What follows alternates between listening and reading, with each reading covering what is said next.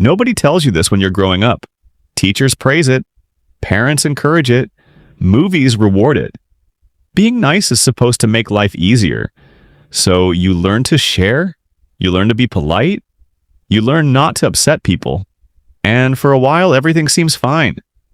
Then something strange starts happening. The nicer you become, the more people seem to need something from you.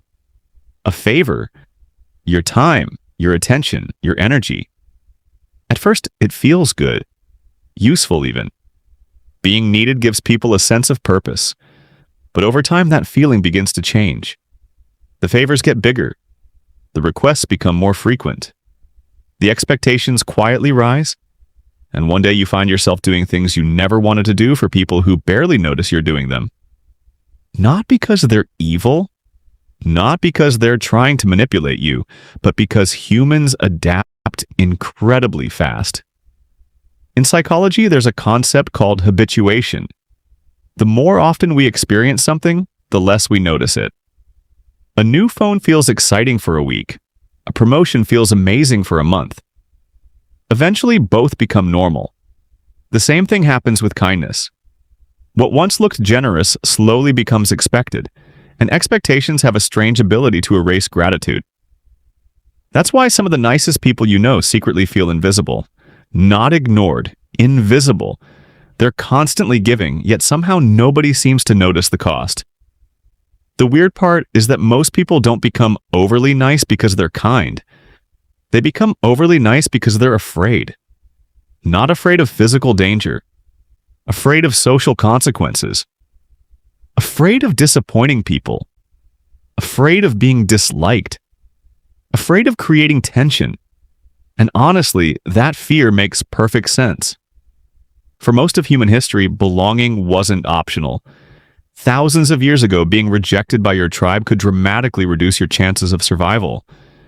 Your brain still carries traces of that ancient wiring. Modern neuroscience has found that social rejection activates some of the same neural pathways associated with physical pain. In other words, your brain doesn't completely distinguish between being hurt and being excluded. That's probably why a simple no can feel so uncomfortable. Logically, you know the world won't end. Emotionally, your brain acts like something important is at risk. So instead of saying no, many people choose the safer option. They say yes. Again. And again. And again. Until something unexpected happens. They begin resenting the very people they're trying to please. This is where the story usually takes a turn. Most people imagine resentment comes from being treated badly. Often it comes from something else entirely. Giving more than you genuinely wanted to give. Imagine lending money when you didn't want to. Helping when you're exhausted. Agreeing when you disagree, smiling when you're frustrated. Each individual moment feels insignificant, but stacked together over months and years, they create a quiet frustration that never fully disappears. Like water slowly filling a room. Nobody notices the change until they're standing knee-deep in it. The irony is almost painful. The person trying hardest to avoid conflict often ends up experiencing the most internal conflict. A battle between what they want and what they feel obligated to do. And eventually, one side starts losing. Usually it's themselves. What's even more interesting is that excessive niceness rarely produces the outcome people expect. Most assume endless generosity leads to respect. Reality works differently. Think about the people you genuinely respect. Chances are they aren't rude. They aren't selfish. But they also aren't available to everyone at all times. They have limits. They have standards. They have boundaries. And somehow those boundaries don't make them less likable. They often make them more respected. Behavioral researchers have long observed a simple pattern in human nature. Things that appear scarce tend to be valued more highly. Time is no exception. When someone treats their time as valuable, other people often do the same. When someone gives it away endlessly, others unconsciously learn that it isn't particularly valuable. This doesn't mean becoming cold or distant. It means recognizing that generosity without limits eventually stops looking like generosity. It starts looking like availability. And availability is often taken for granted. The most surprising realization comes when you compare kindness and niceness. Most people use the words interchangeably. They're not the same thing. Niceness is often driven by the desire to avoid negative reactions. Kindness is driven by the desire to create positive outcomes. One is rooted in fear, the other is rooted in choice. A nice person may help because they feel guilty saying no. A kind person helps because they genuinely want to.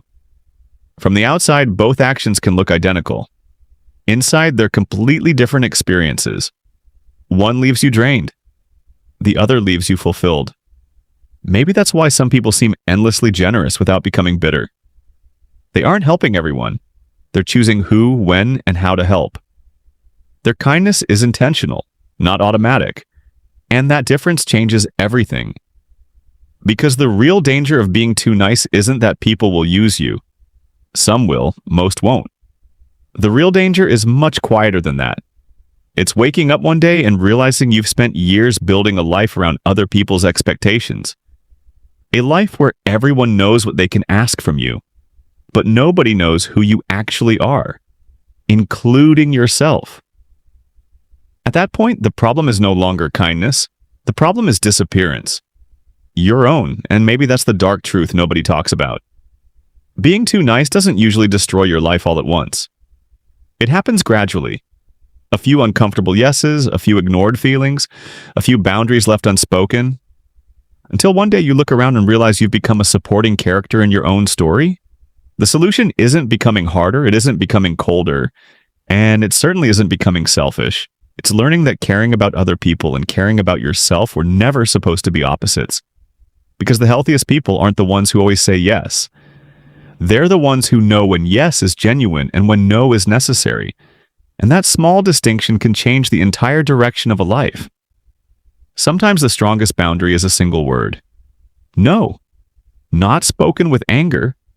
Not spoken with guilt. Just spoken by someone who finally understands their own value.